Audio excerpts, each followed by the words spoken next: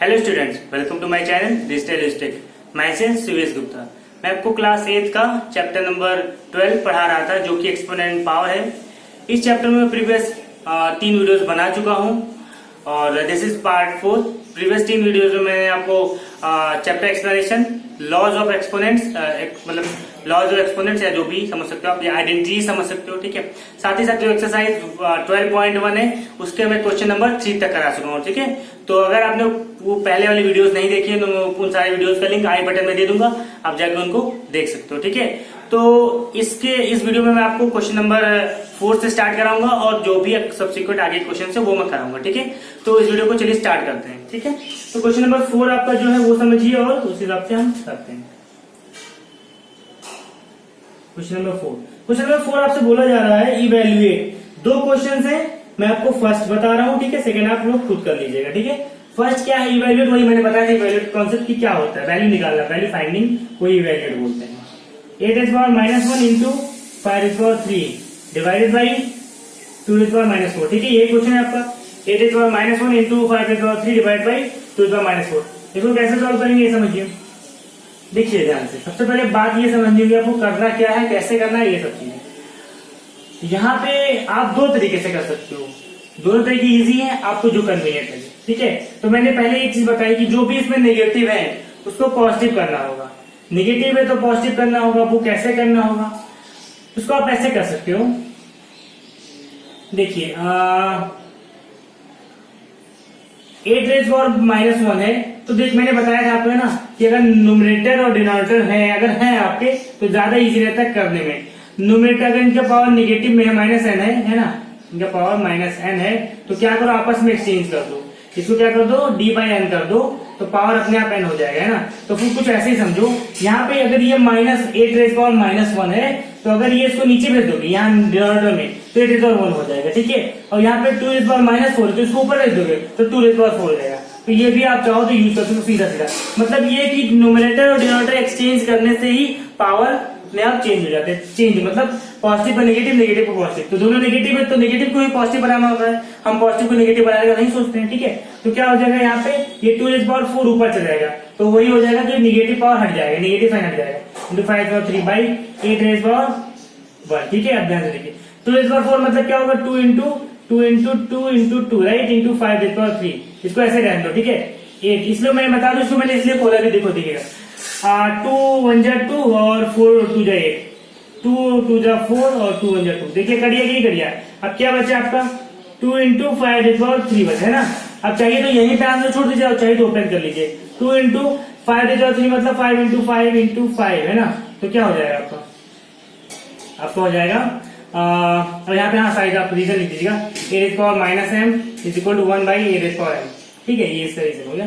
तो ये हो जाएगा 2 2 जा 5 2 जा 10 10 5 जा 50 55 था 250, हाँ 55 250, तो ये आ गया 250 अपना आंसर। तो आई होप आपको ये क्वेश्चन क्लियर हो गया ना। बस देखिए बहुत इजी है, थोड़ा सा दिमाग लगाइए और आराम से आपको सारे क्वेश्चन आ जाएंगे, ठीक है।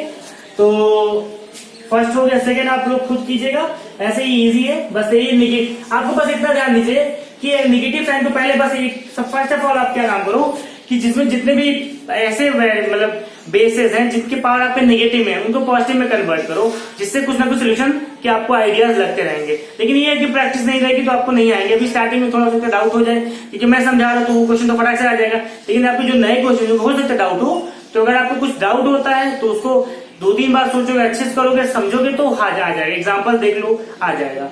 लेकिन अगर आपको फिर भी नहीं आ रहा है तो आप नीचे कमेंट में पूछ सकते हो, ठीक है। तो क्वेश्चन नंबर 4 के बाद हम क्वेश्चन नंबर 5 की तरफ बढ़ते हैं। 4 का दूसरा पार्ट आप लोग खुद करोगे ना। 5 देखिए, find the value of m for which. आपको इसमें क्या करना है, ये क्वेश्चन कुछ ऐसे दी हुई है, 5m divided by 5 is equal to 5/5। ये आपका क्वेश्चन दिया हुआ, इसमें आपको समझिए बता दो। इसमें आपको क्या करना है, ये वैल्यू फाइंड करनी है, this is you have to find m। इसमें क्या करना है, मैं m की वैल्यू फाइंड, जैसे आप वेरिएबल फाइंड करते थे वैसे आपको करना है इसमें वैल्यू फाइंड करनी है, ठीक है। जैसे आप वेरिएबल, आज से पहले वेरिएबल और फाइंड किया होगा आपने, है ना, तो वैसे इसमें वैल्यू फाइंड करनी है। तो वैल्यू कैसे फाइंड करोगे वो देखिए ध्यान से। देखिए ये इस टाइप का क्वेश्चन, देखिए आपकी बुक में सिर्फ एक ही क्वेश्चन आता है, लेकिन एग्जाम में 100% इस टाइप के 1 2 2 नंबर में भी और 3 नंबर में 4 नंबर में इस टाइप क्वेश्चन। बस 4 नंबर में जो आता है उसमें बड़े मतलब हार्ड थोड़ा सा होता है, कैलकुलेशन वाला होता है, मतलब ये बहुत ही यूजफुल है, आगे आपको बहुत 9th में भी इसका यूज होगा। तो थोड़ा सा ध्यान रखिएगा, समझिएगा, फिर इस टाइप का अगर कॉन्सेप्ट समझ लो तो इस टाइप का चाहे जैसा क्वेश्चन हो थोड़ा सोल्यूशन प्रोसेस आना चाहिए, आप कर लोगे। ओके, तो हमेशा देखिए किसी में x की वैल्यू फाइंड करते होते हैं, किसी में m की, किसी में n की, ऐसे करते होता है। तो वैल्यू फाइंड करने के इसमें भी बोला कि वैल्यू ऑफ m, ठीक है, समझिए कैसे सॉल्व करना। दैट एम्प्लॉयज इसलिए लगा रहे हैं क्योंकि यहाँ पे आपका इक्वल टू पहले लगा हुआ, तो we have to use implies that, यानी दैट एम्प्लॉयज। ओके, अब यहाँ पे क्या है, 5 रेज पावर आपका क्या था, m है, और divide by 5 raise power minus 3 is equal to 5 raise power 5। अब एलएचएस को हम देखते हैं पहले, एलएचएस को कैसे सॉल्व करेंगे। देखिए यहाँ पे मैंने बताया था a रेज पावर m, अगर आपका divided by a raise power n है तो इसको क्या लिखेंगे, a raise power m minus n। ये बताया कि नहीं बताया था, बताया था। तो यही ये इसका मैंने रीजन लिखा, सीन्स करके इसे रीजन लिखा, ठीक है। तो ये हो जाएगा 5 रेज पावर m माइनस, और ये जो -3 ऐसे हो जाएगा क्योंकि ये इसका सेल्फ में माइनस है, तो ये फॉर्मूली इसका आइडेंटिटी वाला माइनस, ये हो जाएगा 5 रेज पावर 5। यहाँ पे इक्वल टू लगाइएगा नहीं, कभी भी याद रखिए, यहाँ पे एम्प्लॉयज दैट लगेगा क्योंकि यहाँ पे इक्वेशन चल रहा है, इक्वेशन के नेक्स्ट स्टेप प्रोसीड करने के लिए हमें एम्प्लॉयज दैट ही लगाना पड़ता है, ठीक है। ये इसका रीजन हो गया। अब बात करते हैं, अब एक चीज समझिए आप, अब यहाँ पे एक चीज समझना, आप एम्प्लॉयज दैट नहीं लगाएंगे आप समझिए कि देखिए अब ये सिंगल टर्म में आगे नहीं आएगा, मतलब ये देखिए यहाँ पे एक ही बेस है और यहाँ पे भी अभी यहाँ क्या था, 2 बेसिस थे, यहाँ पे अभी एक बेस, यहाँ पे भी एक बेस। अब यहाँ पे एक चीज समझने वाली बात ये वो है कि if in the equation, ये आप लिखो या ना लिखो, सीधा भी यूज कर सकते, बट लिख लो तो ज्यादा है। if in the equation bases are equal then powers must be equal। ये कॉन्सेप्ट क्या है समझिए, मतलब ये कि अगर आपको कोई इक्वेशन है, देखिए यहाँ पे इक्वेशन चला कि नहीं चला है, अगर आपके सिंगल बेसिस, मतलब यहाँ पे देखिए एक ही बेस है, ये नहीं, जब इसमें नहीं हम इक्वल कर सकते थे, इसमें क्या है 2 बेसिस है, जब ऐसे कंबाइंड में एक ही बेस हो जाए, उसमें पावर चाहे जो हो, एक ही बेस हो जाए और पावर चाहे जो हो, तो उस केस में क्या होता है कि देखिए यहाँ पे एक बेस है, उसमें पावर 2 3 4 ऐसे ही मान लीजिए +2 +5 भी होता है, तो कोई प्रॉब्लम नहीं है। हम ये देखते हैं बस कि अगर आपका बेसिस इक्वल है, मतलब बेसिस सेम है और इक्वल है, सेम इक्वल बेसिस है, in the equation bases are equal, if the bases are equal then powers must be equal। मतलब अगर आपका बेसिस इक्वल है, देखिए इसका भी बेस 5 इसका भी बेस 5 और बीच में इक्वल साइन है, तो पावर भी इक्वल होंगे। तो दैट एम्प्लॉयज ये क्या कह रहा है, ये कह रहा है, या फिर अब दैट एम्प्लॉयज या फिर दैट इज ले सकते हो। दैट इज मतलब इसका मीनिंग ये है कि m - 3 ये इज इक्वल टू 5। देखिए यहाँ पे ये दोनों इक्वल थे पहले से, तो इसके सेंस से ये होता है कि अगर आपके बेसेस इक्वल हैं तो आप सीधा ये लिखो या ना लिखो, सीधा आप दैट एम्प्लॉयज अगर आपने ये नहीं लिखा है तो फिर आप सीधा दैट एम्प्लॉयज करके ये पूरा पावर को भी इक्वल दिखा दो, बस बेसिस हम लोग गायब हो गए, समझ लीजिए बेसिस गायब। ऐसे समझिए कि मान लीजिए 2 पेड़ थे, 2 पेड़ आपके दोनों अमरूद के पेड़ थे और दोनों जो है सेम समझ सकते हो इक्वली लैंड पे लगा, मतलब ये नहीं ऊपर नीचे ऊंचा नीचे, एक इक्वली लैंड पे लगा। तो अगर आप ऊपर से नीचे से बराबर काटोगे तो जो नीचे वाला दोनों का पोर्शन छूटेगा वो भी इक्वल ही रहेगा। तो कुछ ऐसा मतलब ये दोनों आप गायब कर सकते हो, ये दोनों गायब करोगे तो क्या बचेगा, इक्वेशन में बचेगा m - 3 this is equal to this, यानी 5। तो ये हो गया। अब इसको सॉल्व कर लीजिए, दैट एम्प्लॉयज करके ये हो जाएगा, ये माइनस प्लस हो जाएगा, 3 इज इक्वल टू 5 है ना। दैट एम्प्लॉयज हो जाएगा, दैट एम्प्लॉयज हो जाएगा m, ये 3 उधर जाएगा तो 5 -3 हो जाएगा, दैट एम्प्लॉयज हो जाएगा m इज इक्वल टू 2। तो ये आ गई आपकी m की वैल्यू, यही आपको फाइंड आउट करनी है, ठीक है। तो आई होप आपको ये चीजें क्लियर होंगी, क्योंकि ये यहाँ पे आपको बहुत इंपॉर्टेंट हो जा रहा है, इसको समझना भी बहुत जरूरी है। इस टाइप के कुछ 100% आपके एग्जाम में आते हैं, एकदम 2 नंबर में आ सकते हैं, 3 नंबर में आ सकते हैं, 2 नंबर में कुछ इस टाइप के होंगे, हो सकता है थोड़ा हार्ड हो जाए। जो 4 नंबर में आते हैं वो ये होता है कि थोड़ा सा हार्ड होता है कैलकुलेशन उसमें, मतलब ये तो एक 2-3 स्टेप का कैलकुलेशन था, इसी में ज्यादा होता है। फाइनली आपको सॉल्व करके इस मुकाम यहाँ तक लाना होता है, मतलब कि आपको एक बेस सिंगल बेस बनाना होता है। अगर दोनों के बेसेस इक्वल है तभी आप ये ऑर्डर प्रोसीड कर सकते हो, मतलब ये और ये इक्वल है तो आप ये प्रोसीड कर सकते हो, है ना, समझ लो।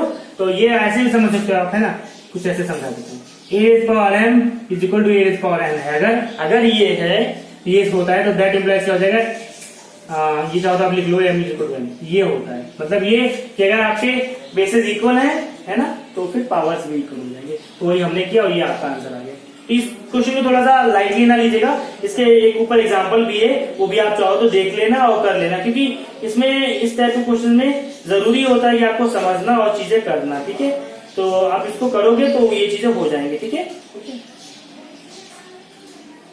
चलो इसके बाद आपका फिफ्थ भी हो गया, अब सिक्स और सेवन बचा, वो कर लेते हैं ना, फिर आपका हो जाएगा।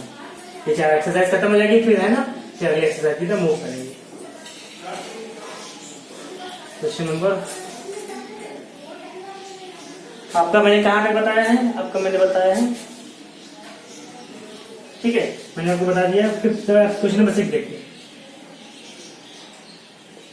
ये क्या है, इवेल्युएट करना मतलब वैल्यू फाइंड करनी है इसकी।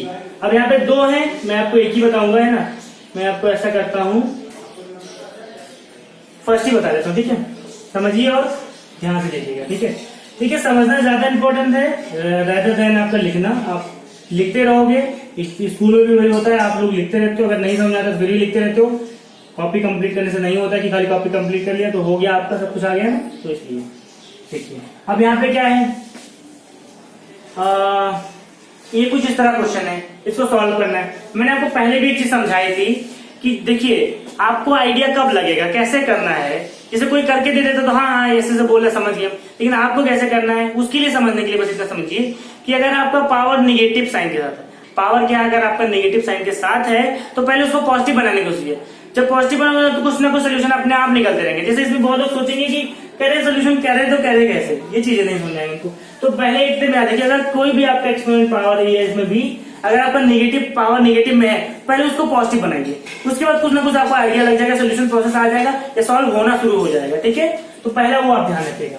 अब ध्यान से देखिए, यहाँ पे मैंने बताया था न्यूमरेटर डिनोमिनेटर को आपस में एक्सचेंज कर दो तो पावर पॉजिटिव हो जाएगी, तो यानी क्या हो जाएगा 3/1 रेज पावर 1। ठीक है, -4/1 रेज पावर 1। ठीक है, दैट इज होल स्क्वायर। अभी ये बाहर का नहीं, मैंने सिर्फ अंदर का किया है, बाहर का नहीं किया है, क्योंकि बाहर अभी यहाँ बाहर के लिए तो अभी न्यूमरेटर डिनोमिनेटर नहीं है, इनके लिए है, इनके लिए देखिए न्यूमरेटर डिनोमिनेटर है, इनके लिए भी है, लेकिन इनके लिए नहीं है, तो इसलिए भी ये रहने दीजिए, इसको मत कीजिए। अभी सिर्फ मैंने अंदर का जो चेंज करना था वो किया। ठीक है, तो यहाँ पे साइंस क्या लिखो, सीन्स क्या लिखोगे, a raise power -m is equal to 1/a raise power m। ठीक है, इसका रीजन हो गया है ना, इक्वल टू ये क्या हो जाएगा 3 रेज पावर 1 मतलब 3 और ठीक है, और -4 रेज पावर 1 मतलब 4 है ना, और ये -1 राइट, तो क्या हो जाएगा यहाँ आएगा -1, 3 में से 4 जाएगा -1 और -1 रेज पावर -1। अभी यहाँ पे भी वही है, सेम रीजन है। नहीं एक बार लिख दो तो उसको दोबारा लिखने की जरूरत नहीं है। अगर आप एक बार यहाँ लिख लेते हो तो अगर वही आइडेंटिटी दोबारा यूज करते हो तो लिखने की जरूरत नहीं, बार आप सोचो लिखो नहीं, एक ही बार में हो जाएगा।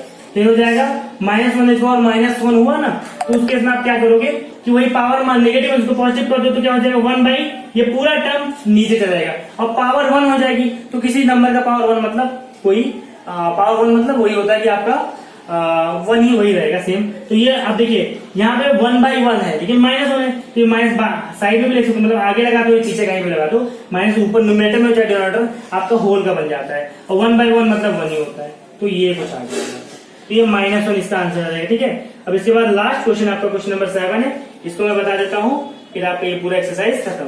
इसमें 6 और 7 और ये जो 5, 6, 7 है ये थोड़ा ज्यादा एग्जाम में आते हैं, मतलब थोड़ा सा इनमें बच्चों को प्रॉब्लम होती है, तो इसको थोड़ा ध्यान दीजिएगा आप लोग, है ना, चीजें समझ के कीजिएगा, आराम से आपको आ जाएंगे। ठीक है, बच्चों को जो ज्यादा प्रॉब्लम होती है वो यही सब क्वेश्चन है, क्योंकि उनमें थोड़ा कैलकुलेशन होता है और समझ नहीं आता बच्चों को कि करना कैसे। ठीक है, तो अभी इसमें क्वेश्चन नंबर 7 का मैं सेकेंड पार्ट बताऊंगा। ओके, 7 का आपको मैं सेकेंड पार्ट बता देता हूँ। 3 -5 इंटू 10 -5 इंटू 125 रेज पावर 125 है ना, इंटू 5 रेज पावर -7 इंटू 6 -5 है ना। ठीक है, ये हो गया राइट, इक्वल टू। अब इसको सॉल्व कैसे करना समझिए, ध्यान से अच्छे देखिएगा, कॉन्सेंट्रेट कीजिएगा, अपने आप प्रोसीजर समझ में आएगा। ठीक है, क्वेश्चन में जब भी आप कोई भी समझाते तो आप वो समझिए कि वो कर क्या रहा है, क्या चीजें प्रोसीड कर रहा है वो देखिए, ये नहीं सोल्यूशन हो रहा है बस ये नहीं समझिए, आप क्या कर रहा है वो समझिए। ठीक है, तो देखिए यहाँ पे क्या हो जाएगा, मैंने पहले भी बताया नेगेटिव को पॉजिटिव करो, पॉजिटिव को नेगेटिव करो, तो वो हम करने जा रहे हैं। न्यूमरेटर और डिनोमिनेटर को आपस में एक्सचेंज कर दो, a raise power -m is equal to 1/a raise power m, आपस में ऊपर नीचे से ट्रांसफर कर दो, अपने आप को तो भी निकलेगा दिखाता हूं। ठीक है, तो ये हो जाएगा, हाँ कर ही दो। ठीक है, तो जो निगेटिव है क्या हो जाएगा 5 रेज पावर 7 हो जाएगा इंटू 6 रेज पावर 5, इंटू 125, तो 125 को छोड़ दो, ऐसे ही है ना। 125 से मतलब नहीं, क्योंकि वो उसके पावर कुछ है ही नहीं, जो नीचे थे वो ऊपर हो जाएंगे। 3/5 इंटू 10⁵, ये कुछ हो गया, नहीं हो गया, नेगेटिव वाले नीचे के नेगेटिव ऊपर चले गए, पॉजिटिव बन गए, ऊपर के नेगेटिव नीचे पॉजिटिव बन गए, पावर वाले, ठीक है। ओके, नाउ अब समझिए, अब ये समझना हमें ये है कि करना कैसे है। अब इसमें तो कुछ दिख नहीं रहा कटने पिटने वाला, अब वो कुछ ऐसे दिखेंगे, दिखाता हूं, ठीक है। ध्यान से, यहाँ पे 6 है, तो 6 को हम तोड़ सकते हैं। कैसे तोड़ सकते हैं? 6 को लिख सकते हैं 2 इंटू 3, 2 3 जा 6 होल रेज पावर 5। देखिए 5 को हमने कुछ नहीं किया है, 5 जो है, 5 जो था वो हमने जैसे का तैसा रखा, बस हमने 6 को क्या किया है, 2 इंटू 3 लिख दिया है। अब जो पावर था तो पावर बना ही है, तो वही हमने किया यहाँ पे, ठीक है। इंटू 125 क्या होता है? 125 आपको पता है किसका पावर होता है? 125 होता है 5 का क्यूब। 125 क्या होता है आपका? 5 का क्यूब होता है। आप चाहो तो उसको वैसे भी कर लो, या फिर छोड़ दो, वैसे भी कट जाएगा, समझाता हूँ। चलो आप 25 रहने दो, भी आ जाएगा।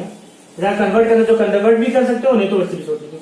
6/5 हो गया, इंटू ये क्या हो जाएगा आपका 10 को क्या लिख सकते हैं? 5 इंटू 2 लिख सकते हैं, इंटू 5। अब ये चीज समझना होगा हमें कि हमने किया क्यों ये। देखिए 3 क्या है? प्राइम नंबर है, तो प्राइम नंबर को फर्दर तोड़ नहीं सकते हैं। 2 भी प्राइम नंबर है, और आपका 5 भी प्राइम नंबर है, तो दैट्स वाई ये प्राइम नंबर को तोड़ नहीं सकते। लेकिन जैसे 6 हो गया, 10 हो गया, ये तो इसको तोड़ सकते हैं ना 2 पार्ट में, तो वही हमने किया। हमने 2 प्राइम फैक्टर्स निकाले इनके, तो 6 को 2 इंटू 3 लिखते हैं, दोनों प्राइम नंबर है। 6 1 जा 6 भी होता है, लेकिन उससे कोई फर्क नहीं पड़ेगा, इसलिए, ठीक है। अब देखिए ध्यान, ये हो जाएगा फर्दर, ये हो जाएगा 5⁵7 इंटू ये 2⁵5 आएगा, ठीक है। ये 2⁵5 और इंटू 3⁵5, ऐसा करता हूं, इसको मैं ऊपर कर देता हूँ, ठीक है। यहाँ पे ऊपर देखिए ध्यान से, ये क्या हो जाएगा 5⁵7 इंटू 2⁵5 और इंटू 3⁵5। ये क्या हुआ ये बताता हूँ अभी आपको मैं। होल डिवाइड बाई, यहाँ पे भी डिनोमिनेटर में भी होगा ना, इंटू यहाँ पे भी इंडिविजुअल पावर डिस्ट्रीब्यूट हो जाएगा 5⁵5 इंटू 2⁵5 हो जाएगा ना। अब ये समझिए, ये इसका रीजन क्या है? इसका रीजन ये है a इंटू, अभी बताया ना आपको, a into b raise power m। Identity में आप चाहो तो देख सकते हो, जहां पे लॉज ऑफ एक्सपोनेंट्स लिखे वहां पे भी। तो यहाँ पे मैंने बताया था कि a raise power m into b raise power m।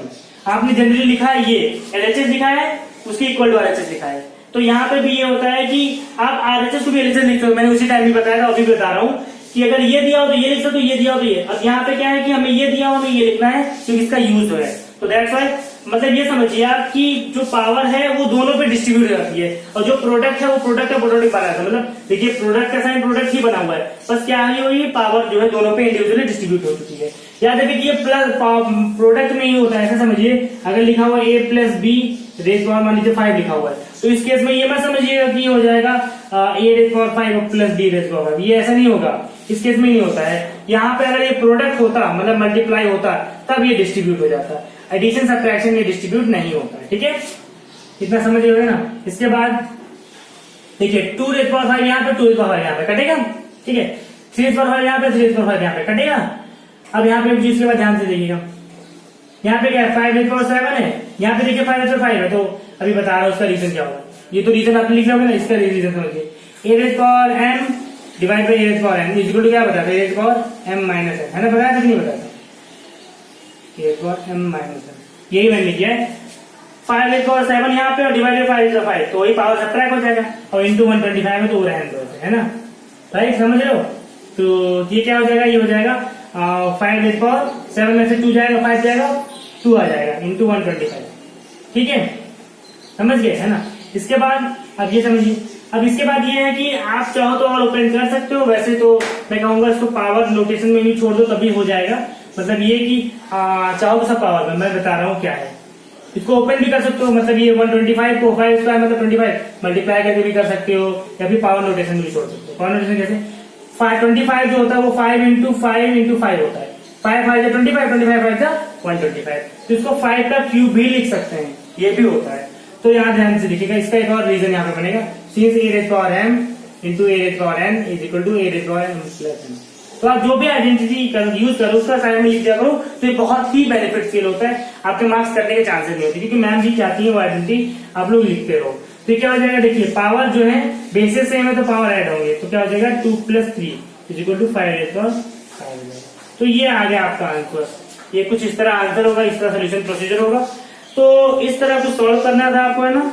I hope आपको जो चीजें मैंने समझाई हैं वो चीजें क्लियर हुई होंगी, है ना। अगर आपको कुछ भी डाउट है तो आप नीचे कमेंट में पूछ सकते हो, है ना। मैं आपको डेफिनेटली उसके रिगार्डिंग आपको हेल्प करूंगा, ठीक है। अगर आपको वीडियो पसंद आए तो वीडियो को लाइक करें, अगर आप चैनल पर नए हो तो चैनल को भी सब्सक्राइब करें, ठीक है। और अपने दोस्तों में भी इसको शेयर करें ताकि उनको भी इसका बेनिफिट मिल सके। So thank you for watching.